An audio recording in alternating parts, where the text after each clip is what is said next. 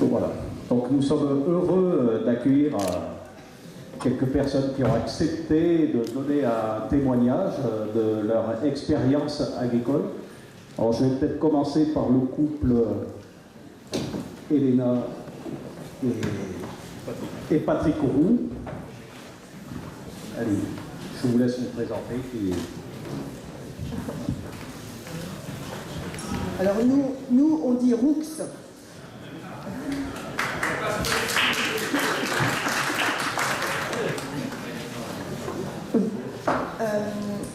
Alors nous étions salariés en Lorraine et fiancés et nous sommes allés visiter une ferme près de Poitiers.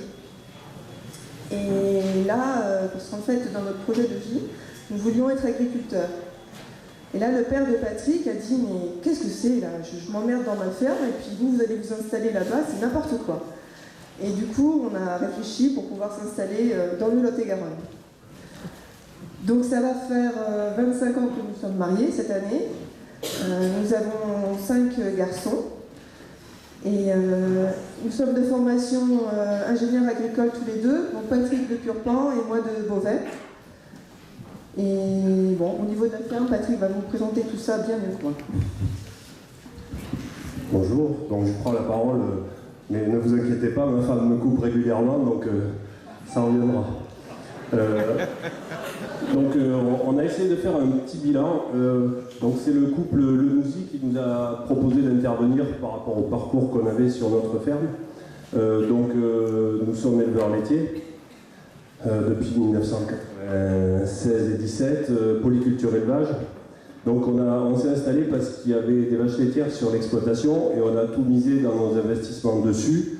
Et les plus gros investissements qu'on ait fait, c'était vers 2008-2009. C'est-à-dire juste avant la crise du lait, donc où les marges se sont complètement effondrées. Donc nous, dans notre idée, on était fort, on allait tout casser, on allait voir ce qu'on allait voir. Et puis voilà, boum, quand on a enfin pu avoir le volume de production par les quotas laitiers qu'on avait espéré avoir, ça gagnait plus un rond. Donc on était un peu pendu, puisque les remboursements étaient là, on avait investi dans un rond de retraite qu'il fallait malgré tout rembourser. Donc si on travaille, on perd de l'argent, et si on arrête, on en perd encore plus. Donc on continue. Et donc j'essaie de faire un petit bilan, là, 2007-2017, avec un peu de recul. En gros, on touche des primes PAC qui ont payé grosso modo nos prélèvements privés, puis notre décapitalisation, parce qu'on n'a pas renouvelé de matériel. On avait un troupeau de vaches allaitantes qu'on a vendu, on ne sait pas où est passé l'argent, mais il y est passé. Donc voilà pour nous, en étant payé en moyenne 7 € de l'heure, grosso modo, de l'heure effective travaillée pendant toutes ces années. Et par contre, on a généré, j'avais fait un petit point là sur 10 ans, alors c'est des gros chiffres pour certains, des chiffres minuscules pour d'autres, mais on a mis 500 000 € de phyto et d'engrais, on a mis 200 000 € de fioul. On a mis 250 000 € de fermage, dont d'impôts fonciers. On a mis 600 000 € d'aliments du bétail. On a livré 1,5 million d'euros de lait à la coopérative qui ont généré chez elle 5 millions d'euros de chiffre d'affaires. Tout ça pour dire quoi? Qu'en gros, nous, on a eu du mal à gagner notre route en travaillant beaucoup et que derrière, on a servi de marchepied à tout un tas de personnes dans la filière, soit en amont, soit en aval. Et pour ne pas dire de serpillière, c'est-à-dire qu'on fait tourner la mécanique. On fait tourner la mécanique et nous, au milieu, on est juste pris dans l'engrenage à suivre le mouvement et à subir. En le regardant d'un point de vue macroéconomique, on fait mettre la main à la poche du contribuable européen pour indemniser des gens comme nous qui vont travailler pour pas cher, pour faire de la matière première pas cher. Et à qui ça profite? Je me rappelle quand j'étais étudiant, on nous parlait tout le temps de la vocation exportatrice de l'Union européenne. Ça c'est un truc, j'en suis jamais revenu. Je me demande à quoi ça sert. Je me suis demandé, là j'ai compris, en fait on prend l'argent au contribuable pour que le paysan se taise et puisse continuer à tenir la tête hors de l'eau. Et puis par derrière, le transformateur et in fine le commerçant mondialisé qui va exporter les produits pas chers qu'il aura transformés et lui il aura gagné de l'argent, va en profiter. Donc c'est comme si on subventionnait les grands exportateurs internationaux avec l'argent des contribuables européens. Et le bouc émissaire, au final, c'est quand même le paysan, parce que c'est lui qui pollue, c'est lui qui fait du bruit, c'est lui qui sent mauvais, et en plus, il fait des manifestations.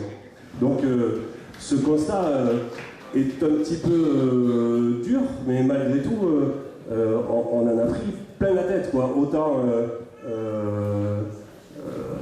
moralement que financièrement. Donc, on est arrivé à un moment où on s'est dit là, on ne peut plus continuer. Les vaches laitières, on a réussi à... On s'est dit on va arrêter, tant pis, on va passer à autre chose.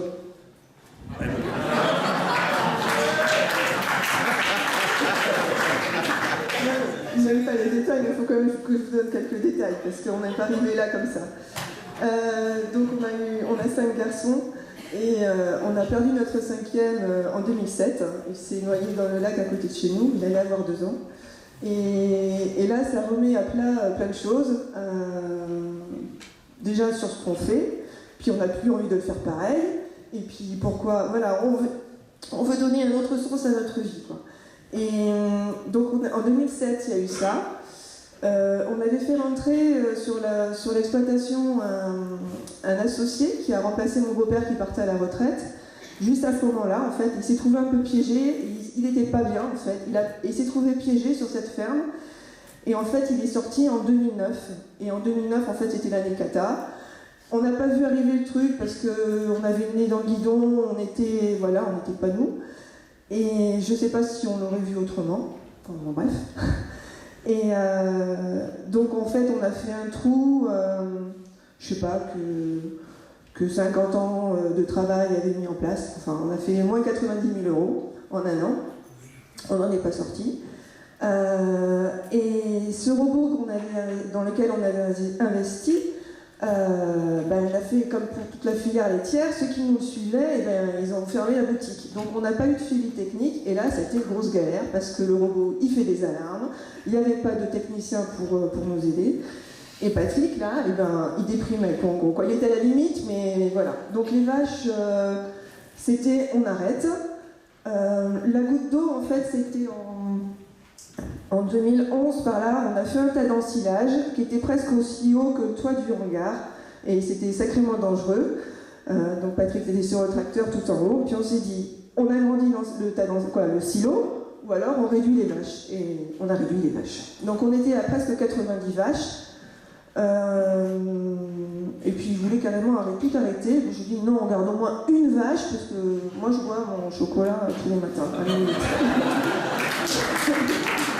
Ouais, il était complètement fada. J'ai fait un petit stage en fromagerie, mais bon, ça n'a aucun rapport, mais bon, j'avais dans mon patrimoine une lait crémeuse de ma grand-mère et une baratte, parce que j'ai des grands-parents en Bretagne.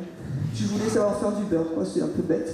Mais du coup, en faisant ce stage, moi j'ai vu que le lait pour les musulmans, c'était vraiment tout con à faire.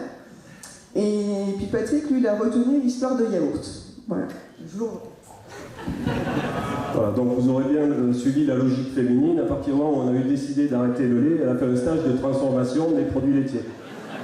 Ce qui donc nous a amené à réfléchir sur ce qu'on allait faire. On a repris une petite activité derrière des gens qui cessaient la leur, pour X raisons. Donc on a acheté un petit peu de matériel, pasteurisation, une cuve, un petit peu de matériel pour faire des yaourts sur une clientèle locale. On a commencé en 2016. On a aménagé le garage de nos voitures à côté de la maison pour avoir 40 mètres carrés considérés comme étant aux normes par la DSV pour pouvoir démarrer, et avec pour but d'aller on ne sait pas où. C'était un peu comme l'inertie dont parlait notre présidente ce matin. On avançait, on ne savait pas si ça allait s'arrêter ou pas, voilà. Et puis au bout d'un an et demi comme ça, on s'est dit qu'il faut passer à la vitesse supérieure si on veut arriver à gagner notre route avec cette activité-là. Et là, la Providence a fait qu'on est entré en contact avec un réseau qui s'appelle Invitation à la ferme d'agriculteurs. On est 35 fermes environ en France à travers le territoire. Et le principe est on est tous actionnaires, copropriétaires de la marque, des recettes, et on met en commun des compétences qui ne sont pas sur nos fermes, à savoir des techniciens ingénieurs techniques, une personne pour la logistique, une personne pour le commercial. On a intégré ce réseau-là avec un projet tout neuf. Donc ça nous a amené à investir dans une yaourterie. On s'était juré de plus investir, donc on a juste remis 300 000 € de plus dans le commerce. Quand on ne comprend pas au premier coup, c'est comme ça que ça se passe. Sauf que là, on sait un peu plus où on va, puisqu'on a pu faire une étude sérieuse. On est sur le marché du fermier local et bio de surcroît. On est en conversion bio en ce moment. Donc avec des produits qui sont a priori plus sains que toutes les saletés qu'on achète dans l'industriel, puisque la matière première de l'industriel, c'est plus du lait. C'est des constituants du lait qu'il a réassemblés pour faire... enfin, on ne va pas rentrer dans ce débat. Donc, on est rentré dans cette démarche-là avec un cahier des charges qui fait aussi qu'on est passé complètement en bio. Donc, on a abandonné la seule chose qui nous faisait vivre ces dernières années, c'est-à-dire les contrats de semences avec des sociétés semencières de multiplication. Donc, on repart de zéro, feuille blanche, à bientôt 50 ans. Donc, sans stress, parce que du coup, on n'a même pas pris le temps d'y réfléchir. On s'est dit ça, c'est ce qu'il nous faut. Banco, on y va.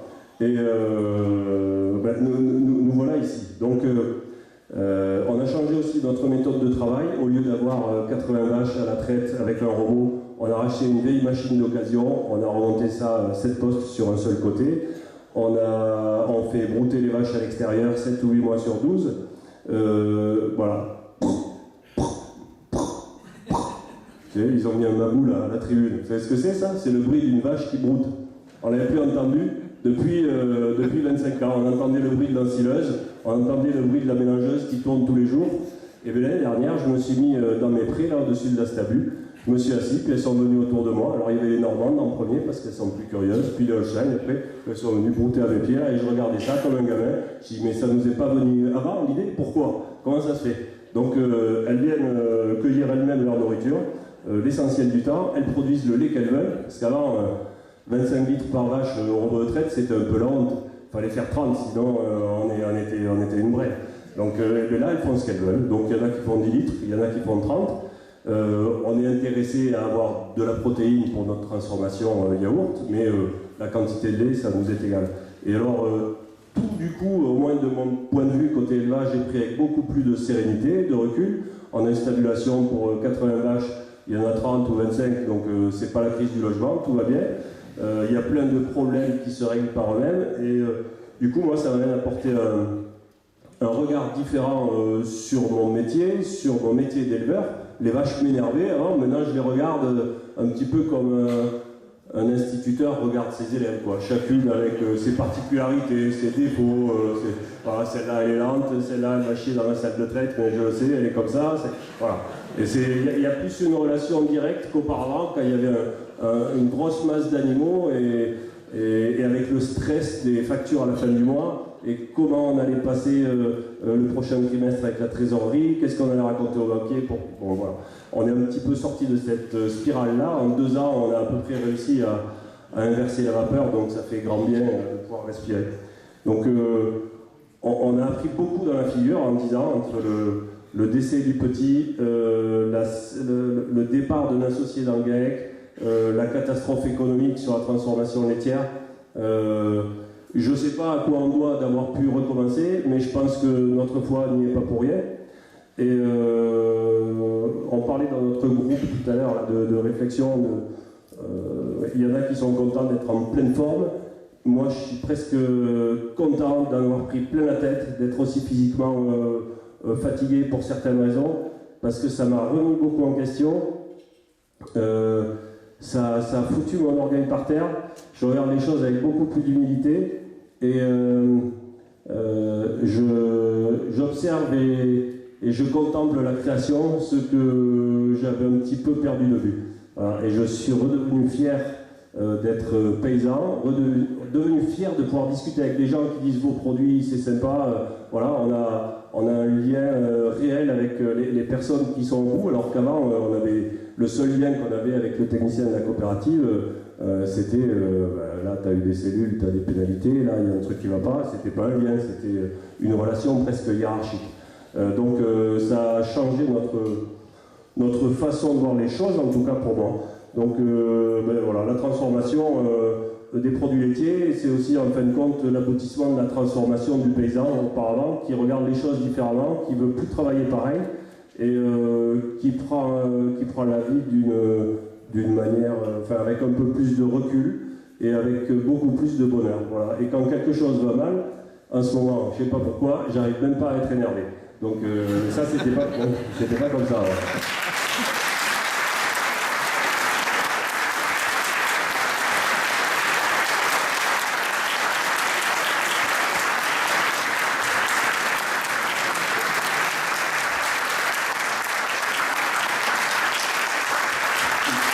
Merci beaucoup. Juste une petite question, comment avez-vous connu les Journées paysannes?